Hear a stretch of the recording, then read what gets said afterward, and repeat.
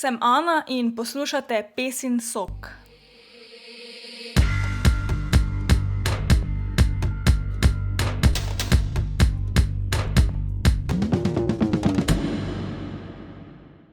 Živinoreja je odgovorna za kar 18% izpustov toplogrednih plinov, kar je približno toliko kot izpusti celotnega transportnega sektorja. Ob tem je posebej problematična industrijska živinoreja, ki temelji na maksimizaciji proizvodnje mesa in drugih živalskih izdelkov. Na račun dobičkov za kapitaliste trpijo ljudje, okolje in živali.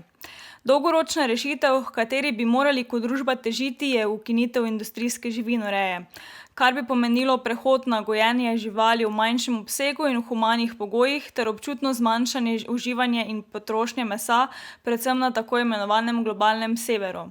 A ker je do takrat še dolga pot, se aktivisti za pravice živali trudijo, da bi zakonodajnimi spremembami živalim vsaj malo olajšali trpljenje. V društvu Projekt transparentnosti živalskih obratov, krajše društvo AETP, so se odločili zagnati kampanjo Slovenija proti kletkam. Moja sogovornika sta člana omenjenega društva, Samo Curk in Jasmina Filipič. Pozdravljena. Pozdravljena. Zdaj, preden začnemo s pogovorom, naj naše poslušalstvo spomnimo na dosedanje akcije društva AETP.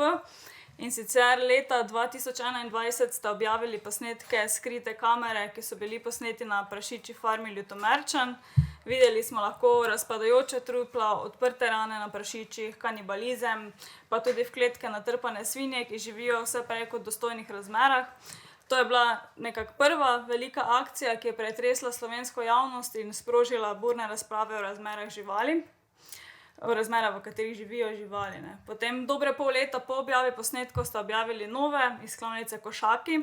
Tu smo lahko videli neustrezne načine omamljanja, pa tudi klanje brez vsakršne omame.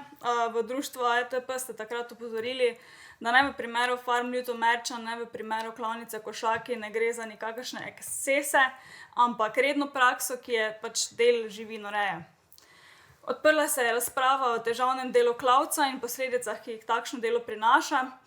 Potem po primeru Košaki so se preostale slovenske klavnice nekako distancirale od tega, kar je bilo prikazano, češ pri nas pa se to že ne dogaja. Recimo zanimivo je bilo to, da v klavnici Kmetijske zadruge Rače so na primer kmalu po objavi posnetkov iz Košakov poudarjali, da pri njih kaj takšnega ni in da delo poteka po pravilih. Ampak potem konec leta 2022 ste izdali nove posnetke, tokrat prav iz te klavnice Kmetijske zadruge Rače, kjer je bilo spet zgodba praktično zelo podobna temu, kar smo videli v Košakih. In tako da samo prvo vprašanje za tebe. Ti si od vsega začetka v društvu. Povej nam, kaj ste dosegli s temi objavami in mogoče tudi česa ste se nadejali, pa je mogoče šlo v napačno smer. To je... Ja, imam tak odgovor, za kaj se je zgodilo na kratek čas, pa potem tak na srednji čas. Na kratek čas, zdaj, če se oprem na prašičje reja Ljutomerčan, mi smo želeli pač pokazati, kaj so to standardne prakse živinoreje v Sloveniji, pa ne samo v Sloveniji, te prakse so uzakonjene povsod v Evropi. Tako da, če pač pogledaš te posnetke, si lahko približno ustvariš sliko, kako izgleda pač prašičja reja intenzivno povsod. In to smo mi od vsega začetka želeli poudarjati, to so neke uzakonjene prakse, poglejte, državljani, državljanke, kako to izgleda.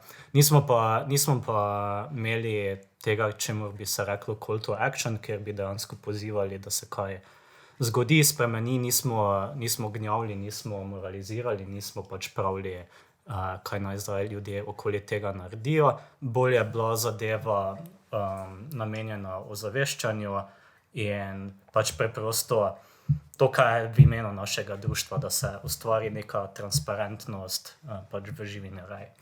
Zdaj tako na srednji rok, pa kaj se je zgodilo, pač po nekih magijah, pa pač ena informacija od enih do drugih, je pa, da se je vseeno potem lani, to je bila posledica zdaj večjih akcij, pa ne samo naših, tudi kaj kaj so bile afere okoli bolj specifičnih primerov zanemarjanja živali na kmetijah, ne, ki so jih recimo Društvo za zaščito konj izpostavljali. Pa je, da je bila lani sklicana ta posvet v Državnem zboru, ki ga je sklicala predsednica Državnega zbora, da se je pač začel pogovor spet o zaščiti živali in se je potem tudi odprl zakon o zaščiti živali in smo imeli priložnost tudi prisostvovati. Sicer smo takrat imeli zelo nizko kapaciteto, tako da zelo dosti nismo mogli pripomoriti, ampak pa problem je bil tudi, da društva niso bila poenotena popolnoma, kaj sploh želijo na tem področju spremeniti. Zato zadeva na koncu ni funkcionirala tako, kot bi želel, ampak se je vsaj pokazalo, da so te akcije vodile do nečesa zelo konkretnega, ker mi vedno, ko delujemo, to je pač delovanje naše, mi želimo institucionalne spremembe, se pravi nekaj na sistemskem nivoju, na nivoju države ali pa, ja, tako je. Zdaj, po mojem, ste z vašimi akcijami vsekakor dokazali, da gre za sistemski problem, ne? Da vedno, ko se je zdelo, ok, mogoče je pa to nekaj zdaj posebnega v tej specifični, ne vem, farmi ali pa klavnici, smo pol videli, da v bistvu ni ravno tak. In tudi recimo v Račah, ko sem šla na farmo, preden ste objavili posnetke, so mi kazali čisto drugo zgodbo, kot pa to, kaj ste potem vi meni pokazali, ne. Teda, ampak kljub temu so mnogi ob malomarnem delu nemudoma okrivili delavce. To je recimo bil se mi zdi kar tak problematičen del. Pa bi vas prosila, da razložite, zakaj težko okrivimo ljudi, ki tam delajo, ne, se pravi in klavce in pač ljudi na farmah. Ja, seveda. Mislim, ne bom rekel, da se je zgodilo točno to. Očitno je neki fidelity prenosa informacij od nas do javnosti vseeno prišel, ker se je potem začelo dogajati na sistemskem nivoju. Ampak ja, kljub temu, da smo mi poudarjali, da je to sistemski problem, je bil medijski spin slej ko prej na tiste res individualne primere ekscesov, kot bi temu lahko rekli, ko so posamezni delavci delali tudi nekaj kao nelegalnega, ne. Čeprav iz vidika živali, pač recimo legalno je na živo kastrirati pujska, da se ga prereže pa jajca ven odtrga, ni pa legalno brcniti malo svinjo v stegno, da se premakne, ne, ampak pač ne, ni primerjave, ne. Tako da ja, je bil ta medijski spin, mi smo se mu hteli izogniti, kolikor je šlo, pač zakrili smo identitete delavcev, kolikor je šlo, ker to je pač pri skritih kamerah tudi nasploh zelo pomembno. Ja, pač ja, medijski spin je bil potem, ok, dajmo iskati grešnega kozla za nastalo stanje, niso hteli vzeti tega, da je to pač sistemski problem, ampak so bili pač, ok, to ti neki posamezni, ali pa mogoče v košakih se je mogoče celo malo na kakega direktorja prelavilo, potem je direktor rekel, joj, mi smo pravilno napisali delovne naloge, tako da se je on tudi potem zgovarjal na delavstvo, ampak je pač ja, to popolnoma zgrešeno. Delavci imajo definitivno najmanj odločevalske moči v tem celem sistemu, ne. Tako da je tam iskati grešnega kozla pač najbolj zgrešeno. Pa tudi to je, ne, koliko sem jaz raziskovala, je sploh recimo v tujini delo klavcev in to opravljajo večinoma ali migranti, v glavnem ljudje, ki sicer drugje težko dobijo službe. Tudi bil je tisti primer brezdomke, ki je bilo ponujeno, se pravi, šolanje za klavca, za klavko, no, pa je potem v bistvu se raje odločila, da bo ostala na cesti, kot pa da bi dejansko ta poklic opravljala. Tako da očitno vseeno gre za tudi zelo, zelo zahteven poklic in pač ki ga, če pač živimo v družbi, kjer se je meso, pač mora nekdo opravljati, ne. Ja, točno tako je. Pač ljudje so prisiljeni na nek način, ne, če ne morejo drugače preživeti, ne, da vzamejo katerokoli delo, pač, ki se jim ponudi, tako da. Ja. Zdaj živimo v kapitalizmu, ki temelji na hiperprodukciji, kar se odraža tudi v obstoju industrijske živinoreje kot take, ne. Kje vidva vidita vzporednice med kapitalizmom in industrijsko živinorejo? Mislim, jaz, ko sem pač ta povezava, me je najprej spomnila na to, kako so že hlevi zgrajeni.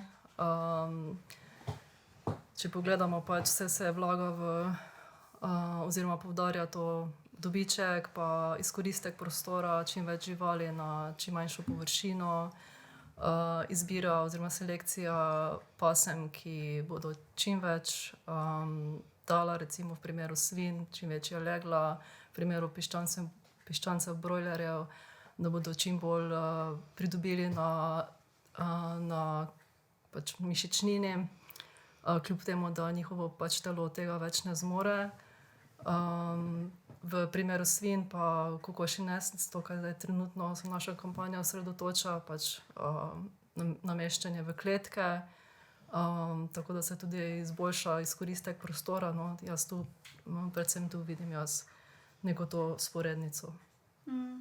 Ja, tudi jaz pač vodilo kapitalizma pač je, ja, pač, da se zmanjšuje stroške, čim več, koliko regulacije pač pustijo in potem delajo in na genetiki, da se koliko gre izkorišča žival na uporabi prostora, na to, kako se jih futra, pač vse, kaj je možno.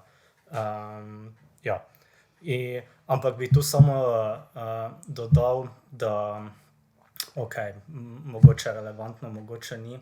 Ampak ja, to je bilo, ti sistemi reje so bili izumljeni v kapitalizmu, pač v Ameriki, se mi zdi bolj ali manj, ampak ga recimo pač so ga povzeli potem tudi vsi drugi sistemi na svetu, ne?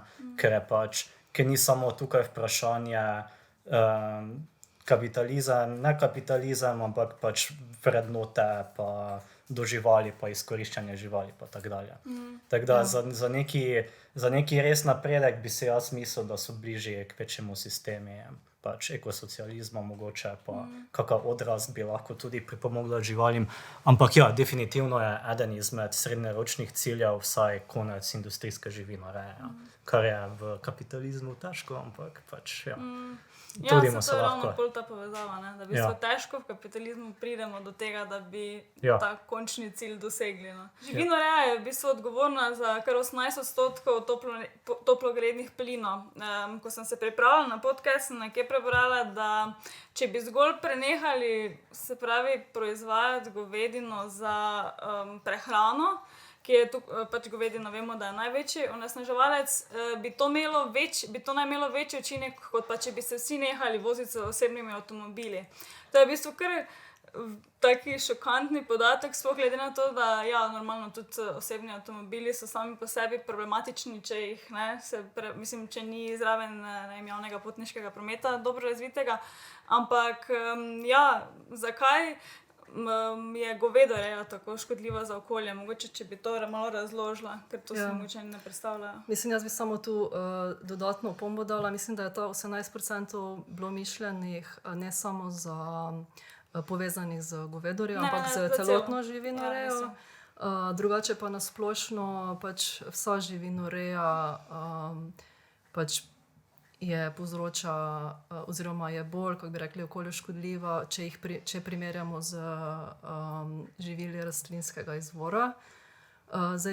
Zakaj govedoreja je pač res na prvem mestu, ampak na splošno pa živinoreja niso samo izpusti toplogrednih plinov, ampak so tudi drugi pač vplivi, kot so pač visoka poraba vodnih virov, visoka poraba naravnih virov, pač če si predstavljamo, ne, živali, sploh veliki prežvekovalci, kot so krave, ne, pač veliko pojedo, ne, in to vse mora nekje zrasti, in tako da so tudi velike površine, ki so namenjene za pridelavo krme, in hkrati tu imamo potem še veliko onesnaževanja in veliko odpadkov, pač gnoja specifično, in pač to so več faktorjev, mogoče niso samo izpusti toplogrednih plinov, ki se jih tako rado omenja, ampak je to mogoče malo bolj široki. Tudi voda, ne, poraba vode. Pa pač, ne vem, izginjanje naravnih habitatov, pa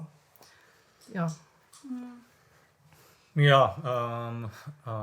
To je, mislim, da zdaj kar precej jasno, znanstveno potrjeno in tako dalje, da je živinoreja eden res med največjimi celo onesnaževalci. Ja, in če gledaš toplogredne pline in tudi če gledaš ostale te vidike, poraba tal, pa onesnaževanje podtalnice, to je pri nas recimo ful problem.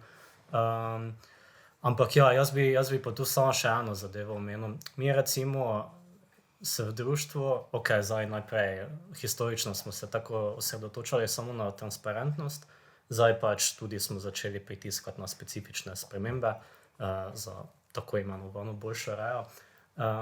Ampak ja, mi se ne osredotočamo načeloma na okoljske argumente, ker lahko tudi včasih škodujejo živalim na nek način.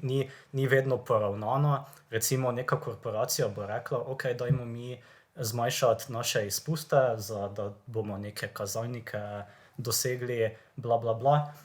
In potem bojo rekli, če ima pač tudi to intenzivno živino rejo, bojo rekli, te pa dajmo še več živali skupaj na kup, da bojo pač potem kao izpusti manjši. Ali pa bojo rekli, ali pa še en vidik je tukaj problematičen, recimo, če se osredotočaš na govedo, ne? Ja, res je, so daleč največji pač proizvajatelji toplogrednih plinov, še posebej metana. Piščanci recimo so manj problematični, ampak potem, če switch preprosto iz govedo reje na piščančje reje, ti iz vidika zaščite živali narediš slabo, zato ker je toliko več piščancev je potem živi v toti mizeriji, gre skozi ta sistem živina reje napram neki kravi. No, to je res, ampak to tudi imaš potem, da če gledamo z vidika pravic delavcev, ne, tudi lahko rečeš, da nekaj je mogoče, je za delavce, ni pa za okolje. Meni se zdi, da je zato smiselno pač vedno imeti vse to v glavi, pa potem najti neko najboljšo pot za vse te, recimo, če rečemo, 3 elemente. Mislim, da vse te 3 dejavnike. Točno tako, ja. In da so ti elementi jemani neodvisno od drugega in da se pač mora biti napredek na vseh. Zdaj 6. majem ste začeli s kampanjo Slovenija proti kletkam. Pripravili ste peticijo, pritiskate na vlado, na ministrstvo, izobražujete javnost. Gre za drugi poskus ukinitve kletk pri nas, če se ne motim. Prvi je bil leta 2018. Kaj vašim predhodnikom pred 6 leti ni uspelo, da se vam je zdelo pač potrebno, da vseeno zaženete drugo kampanjo? Kaj pripravljate? To bom kar jaz odgovoril, ker sem se pogovarjal s temi, ki so to počeli. In ena zadeva ni bil to poskus ukinitve na zakonodajnem nivoju, to je bil bolj mišljeno kot pritisk na trgovce, da oni izdajo zavezo, da pač ne bojo več prodajali jajc iz baterijske reje. To je ena stvar, ampak ta taktika je seveda ful dobra in je tudi delovala na internacionalnem nivoju. Druga zadeva pa je, zakaj niso šli dalje. To je pa pač problem scene v pač zaščiti živali, pač naše nevladniške scene, ali kako naj temu rečem, da pač so kapacitete zelo nizke, ni denarja tukaj in potem večinoma imaš kapaciteto in čas, da narediš eno akcijo, nimaš pa časa in kapacitet, da narediš follow-up. In mi poskušamo to rešiti, da bomo kampanjo smo zdaj zastavili za več kot pol leta vnaprej, imamo kar jasno narejeno časovnico, budžet, tretje, tako da nameravamo zmagati. Ker je recimo takrat se potem, mislim, da iz 57%, da so bile jajce v 57% iz baterijske reje, je potem šlo na 14%, če se ne motim, kar je v bistvu ful, ne? Jaz sem iskreno mislila, da smo to že prepovedali, pa sem mislila, nismo še. To je res, pa večina ljudi misli, da smo baterijsko že prepovedali 2012, ker se je takrat o tem govorilo na evropskem nivoju, ampak ne, takrat je bil samo ta sprememba iz neobogatene kletke na obogateno, ki je pač skoraj da isti šmorn, čist malo je večja, pa neko prečko ima noter. Pa zavesica. Okay. Ja, ne, ampak tu je pa pač vprašanje vzrok, posledica, pač korelacija, kauzacija.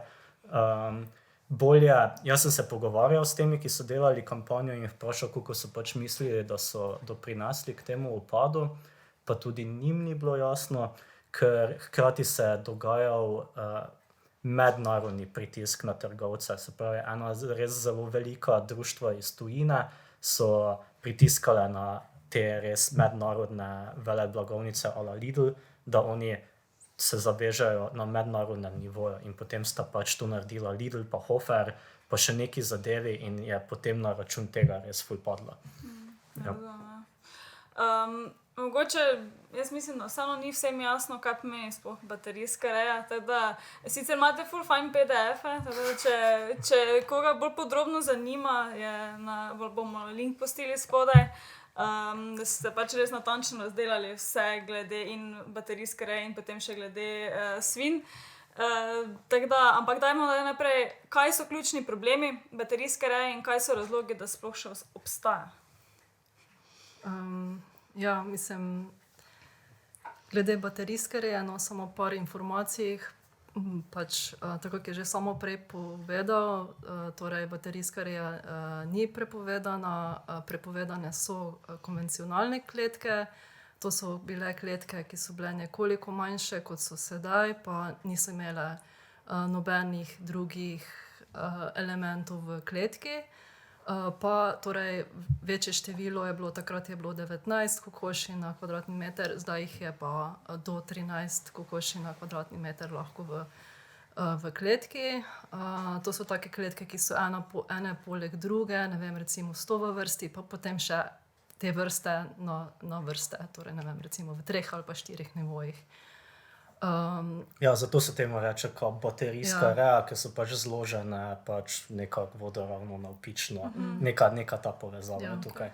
Saj bi rekla, no, da se ljudje lahko tudi mogoče že predstavljajo, ali so bili, ne vem, videli kje na medijih. Mogoče malo bolj predstavljajo, kot pa kako izgleda kletka, v kateri svinje živijo, no.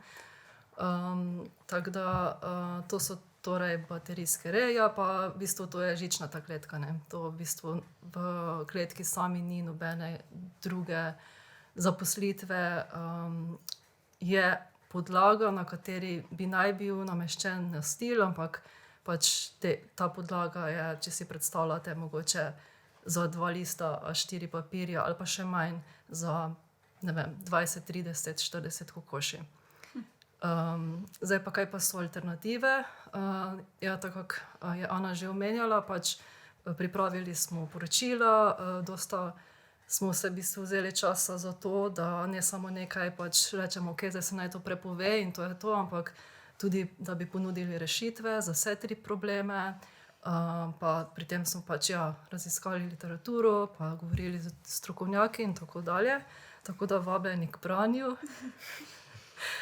Alternative pa so pač, kot je večinoma že poznano, no, glede na to, da so jajca označena, talna oziroma hlevska reja, prosta reja pa ekološka reja.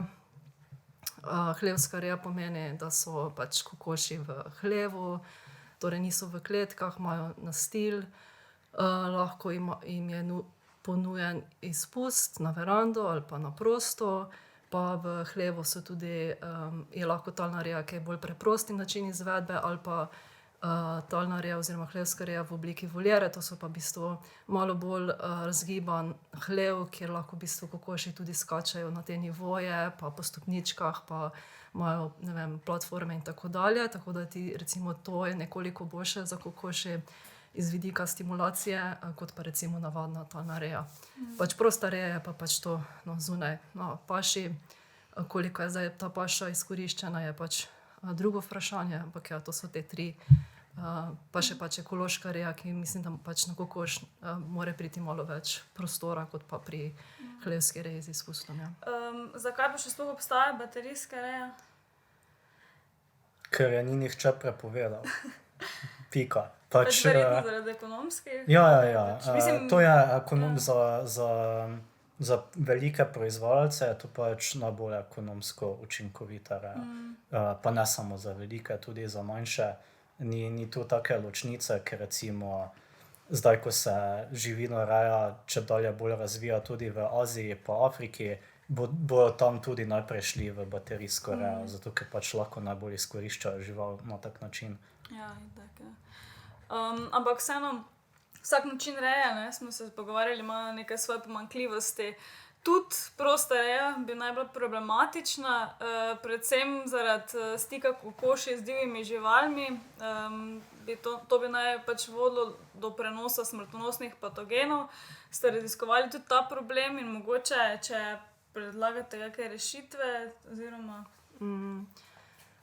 Ja, mislim, kaj bi jaz tu pri tem omenila, je to, da je pač verjetno je to bilo mišljeno v smeri pač aviarne influence, ki se zdaj tudi pač pojavljajo pač posamezni pozitivni primeri pri prostoživečih pticah.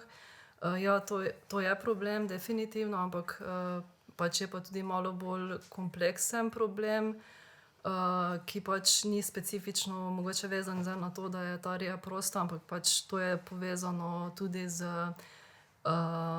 to intenzivno živinorejo, o kateri smo se pogovarjali, ne, ker so živali v bistvu zelo natrpane v hlevih, v pač prostorih, kjer se pač ta prenos okužbe lahko prej, ker se pač okužba lahko prej prenaša in tudi ti sevi virusov lahko pač imajo več možnosti za mutacije in tako naprej. Tako da, če tako gledamo, ne, če ne bi bilo te zelo intenzivne živinoreje, pač verjetno bi bilo manj verjetnosti, da bi sploh do tega problema prišlo v prvi vrsti, ne. Zdaj, glede samih rešitev, pač sem razmišljala o tem, ampak po mojem smo glede tega mogoče malo premalo raziskali, po drugi strani pa jaz ne vidim neke pametne rešitve, zato ker pač prostoživeče ptice letijo, ne, in zaradi tega pač je tveganje, da bo to prenašale, recimo, ne, v primeru okužbe, pač večje in tudi na daljše razdalje.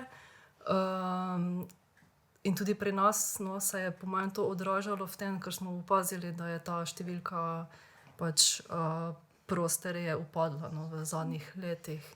Ampak to v bistvu si rekla, da se pravi, ker problem je intenzivna živinoreja. Točno tako, ja. Se pravi, rešitev na nek način bi bila, da nas to ne bi ogrožalo, če ne bi bilo intenzivne živinoreje. In tudi ni samo to ogrožajoče za živali, je tudi za ljudi, ker je lahko, so tudi zoonoze, ne. Ja, lahko nova epidemija, ne. Jasmina, ti kaj veš, kaj vse so bile zoonoze? Ker mislim, da SARS-1 pa MERS sta bili tudi rojeni na intenzivni živinorejskih zadevah. Zato se mi zdi, ker pa pač res polno totih, prašičja gripa valjda, pač res polno teh bolezni, ki imajo kar hud vpliv tudi na ljudi. Ja. Tako da ja, ultimativna rešitev je konec industrijske živinoreje za te zadeve. Ja. Okay. Zdaj v kampanji se osredotočili tudi na svinje, natančneje na uhlevitve svin in mladic v času prasitve in laktacije. Jaz, ko sem bila to je bilo 2021 na farmi Ljutomerčan, sem tam videla te svinje, ki se niso mogle v bistvu premikati, pač so samo ležale na boku. In takrat so mi rekli, da je to z namenom, da svinja ne potaca svojih mladičev. Kaj so po vajinem alternative košaram za vkleččanje v prasiliščih, pa pač tudi kaj, če je kaj na tem argumentu, da svinja ne potaca svojih mladičev? Ja, mislim, če jo daš na takšen majhen prostor, pa boš pričakoval, da bo v tem sistemu s to selekcijo, da bo pač vse super, ne, pač to ne gre. Tako da ja, če je na izredno majhnem prostoru, svinja lahko poleže pujske, ja. In tudi, ko je v kletki jih. Tako da to, zdaj pa kaj se tiče alternative, pač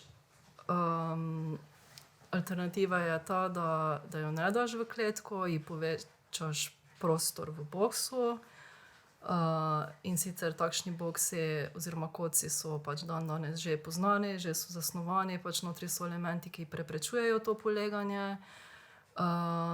Pri tem poleganju pa je pač pomembno tudi to, da se pač izbira oziroma dela selekcija takšnih svin, ki imajo pač neko dobro materinsko vedenje.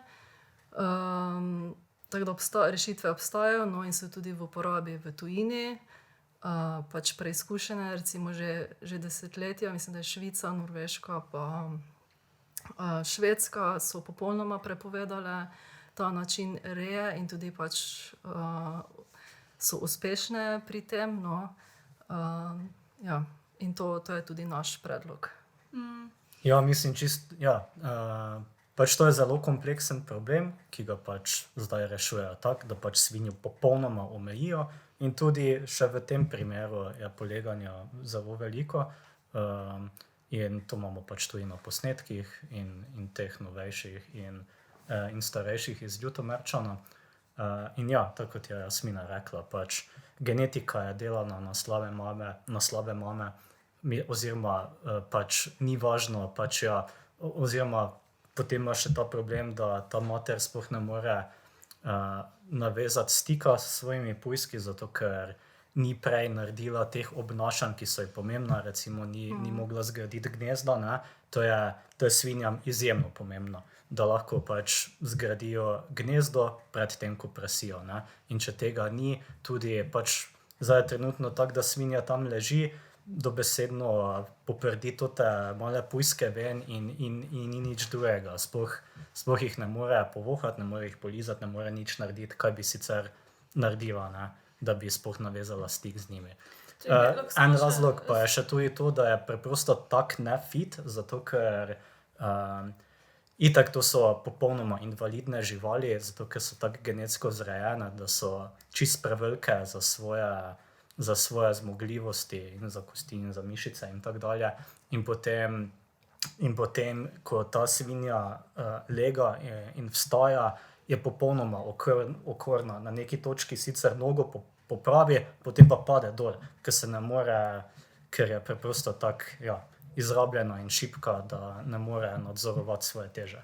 Ja, pa selekcija na legla z velikimi števili pujskov, ne. To pomeni posledično, da bodo eni pujski že sami po sebi slabotni in se ne bodo mogli umakniti stran od svinje, ne, kar pač posledično pomeni, da bo imela več možnosti, torej tako je samo rekel ta svinja, ki je že drugače v kletki bila že pred tem in ima probleme z vstajanjem, z leganjem, pač slabi kondiciji, ne, bo pač imela tudi večjo možnost, da bo te bolj slabotne pujske pač polegla. Zdaj sta oba omenjala materinski nagon pri svinji, oziroma da se zbere svinje z materinskim nagonom, ne razumem točno, kaj to pomeni, oziroma na kak način. Brez materinskega nagona, Ja, pač mislim- v drugo smer, oziroma vse druge. Kako recimo prepoznati Aha. svinje z materinskim nagonom? Ja, tako kot je že samo prej rekel, pač pomembna je že ta faza še pred prasitvijo, da ima ona možnost, torej da je slama ponujena, ne, v tem sistemu, kako imamo zdaj, živijo na betonskih tleh, brez slame. In recimo svinje bi si v tem primeru, če bi jim bilo to ponujeno, bi pač pred prasitvijo že pač se pripravljala na ta dogodek in bi gradila gnezdo, pač kopala mislim, to tudi zdaj dela, ampak brez slame, ker je pač v to, mislim, pač obstaja motivacija, da to dela in to dela tudi, če nima slame.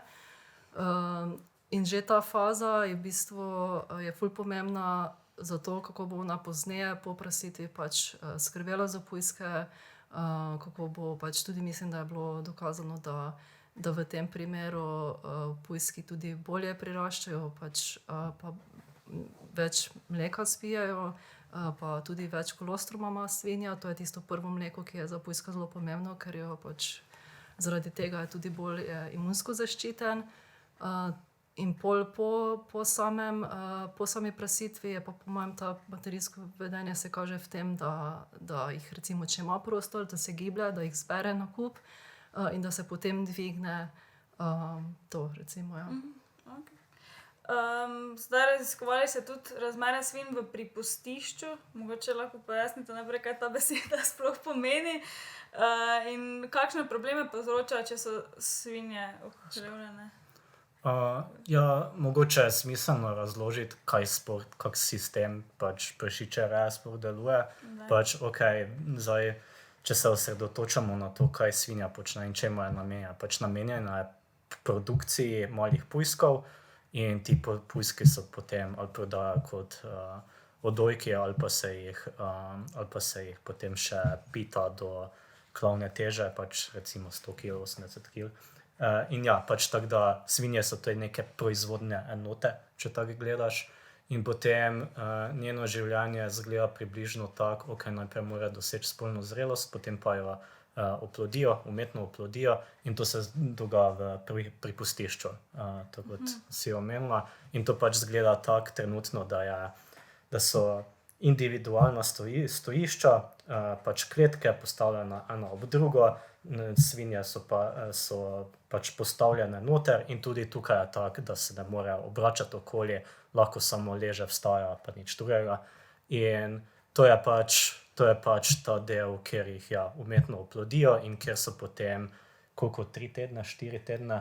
28 dni po osemenitvi, lahko pa tudi več v primeru, da ne pride. Mislim, da ta osemenitev pač pripust ni uspešen. Ja, in so tam noter in potem jih dajo v to skupinsko ohlevitev, čemur se reče čakališče, tam pač zarodki gestirajo in potem gre v prasilišče, kar je pa pač nekaj dni pred predvideno prasitvijo, se pravi, preden svinja rodi, po človeško rečeno, je postavljena pa v to košaro in potem v tej košari doji. In to je cikel, ki se za svinjo potem ponovi 3-krat, 4-krat, za nekatere celo 6-krat, nažalost, dokler niso pač toliko iztrošene, da se jih strokovno rečeno izloči, po domače rečeno ubije. Ja. Kaj so pa torej alternative tej reji? Kaj si zdaj recimo ti pojasnil, kaj bi bila pa neka bolj... Alternativa je skupinska uhlevitev, torej da se po pripustu oziroma osemenitvi, da se jih da v skupine, takoj potem. Ja, to je v bistvu zdaj po zakonu obvezno po preteku 28 dni, mi pa zahtevamo, da se to zgodi torej takoj po pripustu, ker je bilo tudi ugotovljeno, ker pač zakaj so sploh dali jih svinje v kletke, ne, oziroma stojišča, zato ker so pač menili, da če ne bodo v kletkah, bodo zaradi večjega stresa recimo bo pač manjšo preživetje zarodkov. Ampak to ne drži. V primeru, da se jih da v skupino takoj po osemenitvi, se pač med njimi vzpostavi hierarhija, ker to je tisti povzročitelj stresa, ne, ker svinje so pač družabne živali in tudi so v nekem pač postrojenem v nekem socialnem rangu in ko se pač vzpostavi ta neka hierarhija, potem so one recimo rečeno mirne in v tem času, pač ko so se rešili vsi ti problemi, v bistvu potem pa pač pride do implantacije, ne, do gnezditve zarodkov in v bistvu je ta stres pač je že mimo, ne, in ne bi vplivalo na preživetje. Zato je v bistvu ta argument v bistvu danes več, kako bi rekla, ni upravičljiv, da se jih da v kletke. Kaj pa to recimo pol, zdaj, ko bo prišlo do te spremembe za kampanjo, kaj bo to pomenilo za kmete? Tudi dosti ste opozarjali ravno na to, ne, da se pač tudi hkrati izobražuje oziroma pač, da se tudi skrbi za to, da rejci vejo, kaj delajo oziroma kako sploh iti na ta prehod. Bi mogoče še kaj o tem povedala? Jaz bi to tako čisto splošno rekel, vsaka sprememba je pač vsaka neka progresivna sprememba je v času spreminjanja mogoče za koga malo boleča, ampak potem so pa na koncu vsi dosti bolj zadovoljni. In če gledaš vidik rejca in njegovega odnosa do svinje, recimo, je tudi rejcu lažje in bolj prijetno delati z živalmi, če vidijo, da ne zganjajo same neke mizerije pa trpljenja tam, pa da jih ne gledajo zgolj kot proizvodne enote, ampak je bolj kot v tako imenovanih starih časih, ker je bil pač odnos človek-žival malo bolj tesen pa vzpostavljen. Tako da ja, pričakujemo, da investicije bojo stale in ena izmed naših poglavitnih zahtev je, da te investicije krije država. Potem bo pa na koncu boljše. In za živali, in za ljudi. Mislim, te spremembe so nujne, ne, tako da pač pa rešitve so poznane že en čas, tudi mi ne zahtevamo tu nekaj zelo nedosegljivega, revolucionarnega. In ja, pač če ne bomo mi zdaj tega začeli, pač kdo bo, ne, in kdaj bo se to zgodilo. Ja, mogoče malo butasto vprašanje, ampak a bo poznajo že torej to, kar si ti opisala, ne, ta alternativni način reje, se to že prakticira v drugih, pač kje druge po Sloveniji tudi, ali ne? Sploh ni butasto vprašanje. Ja, mislim, vse to, kaj smo se pogovarjali, se pač že uporablja. Torej pač baterijske, mislim, torej reja kokoši v baterijskih kletkah je še najbolj znana in tu mogoče še pač tudi pri nas, no, tako kak si že omenila, je veliki delež rejcev, ki ne uporablja baterijske reje. Glede svin so večinoma svinje v teh razmerah, kot smo jih opisali, torej v kletkah, ne. Tako da tu je prehod malo težji, ampak pač so pa, torej tako smo rekli, zahtevamo tudi finančno podporo in pa usposabljanje za rejce, pa kaj sem hotela reči? Ja, glede izkušenj v tujini obstajajo pač za tako, kako sem že prej omenila, torej Norveška, Švica pa Švedska so popolnoma prepovedale te kletke, ki so v prasilišču. Potem sta recimo naša sosednja Avstrija je letos, mislim, da začela oziroma prepovedala je 2023, tako da se zdaj srečuje s tem novim sistemom. Sledila bo Nemčija za te stojišča, pa so tudi, mislim, da je Nizozemska je omejila, da samo par dni lahko so v kletki v času pripusta. Nemčija bo prepovedala, pa še mislim, da je Švedska samo za časa pripusta oziroma osemenitve je lahko v kletki. Tako da so države, ki že uporabljajo torej skupinsko hlevitev takoj po pripustu. Ja. Seveda pa mi tudi tu si želimo, pač, da bi tudi drugi, ki se s tem pač profesionalno ukvarjajo, tako na primer biotehniška fakulteta pa drugi ti deležniki, pač pri tem pač tudi šli nasproti, mogoče dali znanje pa izkušnje pa tako naprej, no, ker mi pač ne moremo vsega sami. Ja, in niti nimamo znanja. Kakšni pa so odzivi, kaj z biotehniške in teh zaenkrat sodeluje z vami? Ja, smo se pogovarjali o tem, pa se še bomo tudi vnaprej, no, pa upamo, da bomo lahko tudi dobro sodelovali. Super. Zdaj, to smo sicer že na večjih segmentih razdelali, ampak mogoče, če gremo malo bolj na splošno, pač to je zdaj, sklepam, da 1 stopnja, se pravi to odprava klet, sklepam, da boste šli še potem kam naprej, ali pa, mislim, koliko razumem se, AETP pač na splošno bori za to, da bi imele živali čim boljše pogoje, oziroma imate tudi kak končni cilj. Dajmo mogoče najprej na te vmesne korake in sicer, kaj bi po vajnem izgledala proizvodnja mesa, ki bi bila bolj vzdržna, sprejemljiva, pa potem lahko tudi vajno mnenje, kaj pa je nek končni cilj. Ja, mislim, da je vrijo poudariti, da te spremembe, ki jih zdaj zahtevamo, so tak, če gledaš neki big picture, so zelo minimalne, ne? In za živali, in za vse ostale deležnike. Tako da tu res zdaj delamo na manjšem zlu, ki je pač in zlo bi jaz zdaj tukaj definiral kot pač intenzivna živinoreja, recimo. Zato, ker ne glede na sistem, pač hlevska, tudi prosta, tudi je pač, če ti ogromno živali skupaj nabašeš, pa če jih boš gledal bolj kot proizvodna sredstva, bojo pač čutile te posledice, ne. Tako da ja, ampak ja, Zelo kratkoročno gledano s kampanjo, želimo doseči tukaj prepoved teh kletk. Srednjeročno gledano, ampak že to je skoraj da malce utopično, je konec industrijske živinoreje, recimo. Ampak mislim, vse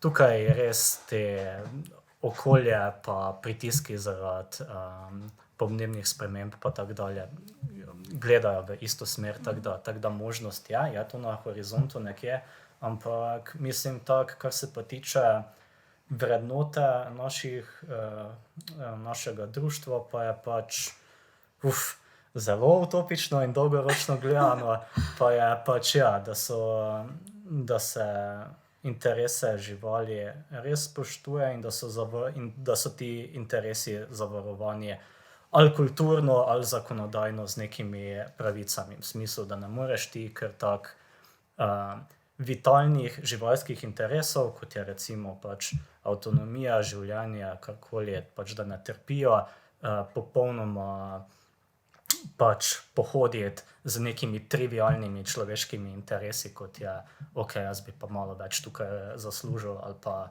jaz bi si pa rad privoščil toti izdelek namesto onega in tako dalje. Mislim, kratkoročna rešitev je tudi, ali pa ne vem, če je kratkoročno ali ne, laboratorijsko meso, ne. Okay. Ja, recimo. Ja. Ampak to ne reši tega visokotehnološka tega zakoreninjenega problema, ki ga imamo pač o živalih, pa ki jih trenutno obravnavamo kak strojene, pa ja.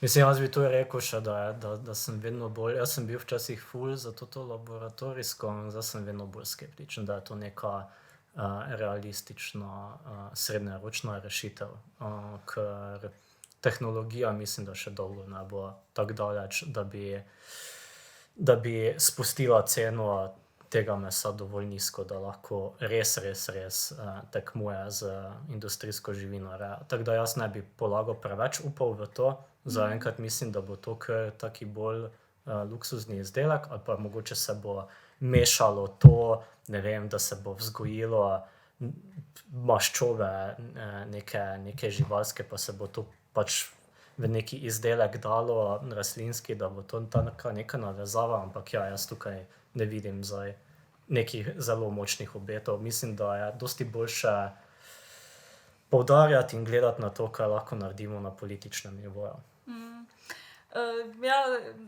Prej, ko smo se pogovarjali, tudi kaj novinarji dostikrat sprašujejo, sta omenila, se pravi, tudi malo glede te individualne odgovornosti, se pravi, češ naj se potrošniki odločijo, zdaj recimo tudi mogoče bo laboratorijsko meso, ampak bo drago, pa spet ne, se pravi, se bomo mogli potrošniki odločiti, kaj pa vidva o tem menita,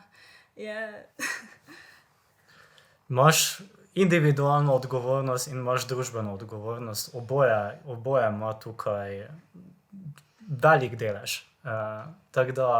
Ampak mi se zavzemamo bolj kot ne za institucionalne spremembe na političnem nivoju, ker je dostikrat tak, recimo, nekdo se strinja, da kletke niso v redu, jaz mislim, da bo večina naših podpisnikov točno takih, ampak ne bo pa zdaj iskali v trgovini tistega nekega premium mesa, ki se bo temu izognila. Zato, ker pač naše vrednote niso vedno popolnoma usklajene z našim obnašanjem in to pač je tak pri ljudeh nasploh. Lahko je drago tako meso, ne? Pa lahko je to i drago, Mislim, draže in potem, kaj boš rekel, nekdo, ker si pač ne bo tu... Mislim, jaz ne bi prelagala odgovornosti mogoče na posameznika, ne. Ne leži vse na individualni odgovornosti, ker je pač to malo bolj kompleksna zadeva. Pač marsikdo se ne more odločiti, da izbere recimo rastlinsko hrano v primerjavi z živalsko, ampak po drugi strani marsikdo pa ima to izbiro, pa pač ne bo tega izbral. Pa tudi to, da je rastlinska hrana dostikrat tudi cenejša, ne. To je tudi malo mit, da rečejo, to je vegan. Mislim, če gledaš, ne vem, oni ful dragi, ne vem, kaj so tisto, Juicy Marbles ali kaj je. Tisto je drago, ne, ful. Ja. Ampak dobro, če pa primerjaš to s pljučno pečenko, pa je pa že mogoče ni več tako drago. Hkrati pa tofu je tak ena izmed najcenejših stvari. Pač je točno to. Ni toliko izbira med poceni mesom pa dražjim mesom, ampak je tudi imaš hkrati izbiro med poceni mesom pa še cenejšimi rastlinskimi izdelki, recimo. Pa sej, ja, pač normalno, tako rekla, lepo je, če narediš tudi nekaj osebno, neko osebno stvar, da si tudi mogoče kako osebno žrtev narediš. Tudi recimo, absolutno je super, da če imaš možnost, uporabljaš javni prevoz. Če recimo je vlak tam, če pa ga ni, pa boš mogel mogoče iti z avtom, ne? Pač na vseh področjih, ne. Vključno z hrano. Ja. Pa ne moreš biti perfekten, pa ne moreš pa vse odgovornosti dati na sebe, ker pač tako ne deluje, tako ne delujejo zadeve. Zato mora biti oboje. Pa tudi na eni strani se mi zdi, da bolj hitro vidiš, če začneš tako razmišljati, ok, vse na meni, vse moram jaz, hitro zapadeš v depresijo, ker naenkrat vidiš, da v bistvu nič nisi spremenil. Ja. Zato je pol res fajn tudi, da se pač priključiš, ne, No, pa če se že menimo o magnitudi sprememb, ja, ok, imaš del živalskega gibanja, ki se osredotoča na individualno spremembo, recimo, pač in vrednot ljudi in recimo prehranjevalskih navad. Mi se pa pač res gremo bolj ta institucionalni del sprememb, ki je pač, ok, sicer kokoš bo prešla iz baterijske reje na rejo v voljerah, v največji verjetnosti, ne? In še vedno bo v pač tem sistemu živinoreja, ki jo pač res fejs izkorišča, ampak je ta mala sprememba pomnožena z 200,000 kokoši, tako da če to na političnem nivoju zrihtaš, narediš vseeno celokupno kar veliko spremembo. In tako se pač mi gremo. V izjavi za javnost ste namignili, da trenutno poteka prva faza kampanje. Medijem ste posredovali tudi nekaj nazornih slik. Lahko razkrijete, kaj pričakujemo v drugi fazi? Ok, zdaj prva faza, druga, mi bolj definiramo. Prva faza bo do julija in to je bolj taka ta izobraževalna faza in zbiranje podpisov. Dejansko tudi s tem rast gibanja, da tako rečem, potem druga faza bo bolj jeseni, bolj direkten pritisk fizično tudi na vlado. Tako da ja, znotraj tega pač ok, najprej smo izdali to spletno stran s pobudo, ki zbira podpise, ampak ja, bomo pa tudi izdali nekaj posnetkov in se veselimo tega. To je pač naš staple, to se ne bo spremenilo. Me zanima, koliko zdaj živinorejci trepetajo pred tem, ko ste vi začeli neko kampanjo pa z nekimi slikami. Po mojem ne dosti. Ampak ja, mogoče se kdo sprašuje, kaj je bil kdo pri Dadi. To mi je nekaj znano na teh slikah. Kaj si obetate od te kampanje, pa tudi kaj je vaš končni cilj? Obetamo si zmago. Obetate si zmago, ja. Pa, ok, da tako rečem, tudi, mislim, primarni cilj je zmaga v kampanji, prepoved kletno na zakonodajnem nivoju, ampak so pa obstajajo tudi sekundarni cilji, ki se pač tičejo rasti pač gibanja za zaščito živali, kot neke stalnice v slovenskem prostoru. Tako da mi tudi z veseljem nabiramo prostovoljce, tako da če kogarkoli zanima to delo, naj nam kar piše. Tako da ja, tudi to. Kako zaenkrat poteka? Ste zadovoljni s številom podpisov? Zaenkrat poteka zelo dobro. Tudi kaj novih prostovoljcev? Tudi. Odlično. Nič, to je to od mojih vprašanj. Bi še mogoče kaj dodala? Na konec še imate kakšne sklepne misli? Podpišite pobudo, pa ja, javite se, če vas zanima. Ja, pa lahko da, mislim, zdaj smo še res v tej zgodnji fazi, pa prvič gnjavimo za donacije, kar nam je do zdaj bilo izjemno sitno, ampak smo ugotovili, da brez tega ne gre, tako da tudi glede tega je vredno slišati kakšen feedback, pač kako zadeve delujejo okoli kampanje. Bi se radi prilagodili. Ja. Okay. Super, hvala vama, da sta gostovala v Pesenem soku. Hvala tebi. Hvala. Ana. Tako, prišli smo do konca oddaje, z vami sem bila Ana, moja sogovornika sta bila Samo in Jasmina iz društva AETP. Vse stare in nove epizode Pesenega soka lahko najdete na vseh pretočnih kanalih Rdeče pese. Adijo, do naslednjič.